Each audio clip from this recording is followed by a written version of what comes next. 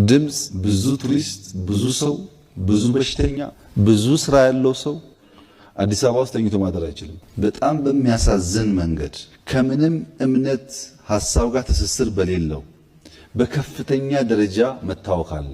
የአዛን ጥሪ የሚደረገው ኑና ስገዱ ለማለት ነው።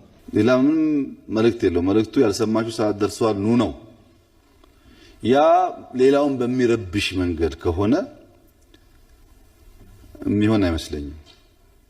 በየቤተ ክርስቲያኑ ያሉ ማስተማሮች ለጥቅም መሆን አለባቸው እንጂ በሽተኛ እንዳይተኛ ለመከልከል መሆን የለበትም። የተጋነነ ነገር ነው ያለው። ተወያዩበት።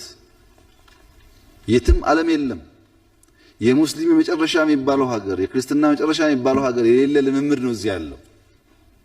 ፉክክሩና ምናምኑ በጣም አስፈሪ ነው። ብናስብበትና በልክ ቢሆን ያስፈልገናል። እኛ መለያችን ነው። እስልምናና ክርስትና ጎን ለጎን ሲጮሁ መስማት እኮ በረከት ነው። ግን አንዱ አንዱን በሚረብሽ ሌላውን ሰው በሚረብሽ መንገድ ባይሆን ብትወያዩበት ህግ ብናበጅ ጥሩ ነው። መተኛት በጣም ችግር ነው። እኔስ አላየሁም እንዳንቺ አይነት ያለ የሰው ነገር ፈጂ መልሱን እያወቅሽው መጠየቅ ስትወጂ የአደባባይ ሚስጥር ሐቁን እያወቅ ነው እንዴት ነው የሚዋሸው? ከአዛንም በላይ ከቅዳሴም በላይ የምስኪን እንባና የጥይት ድምጽ ነው ህዝብ የሚረብሸው።